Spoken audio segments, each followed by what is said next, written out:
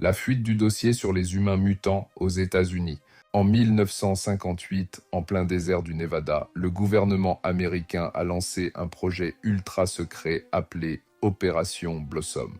Il était dirigé par un scientifique étrange, le docteur Clyde Pippel.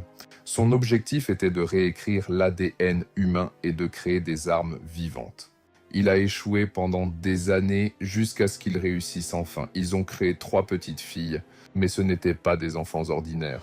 Emily, dotée d'une force capable de broyer tout ce qui se trouvait devant elle. Rose, qui contrôlait les machines et les systèmes par la pensée. Et Jennifer, dont l'esprit était si puissant qu'elle pouvait même éteindre les gens de l'intérieur. On les soumettait à des expériences jour et nuit. On les gardait isolés, au point qu'on les traitait comme des armes. Une nuit, l'une d'entre elles a discrètement influencé l'esprit du docteur.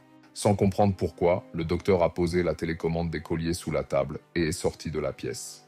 Les filles ont réussi à se libérer et ensuite le chaos a commencé.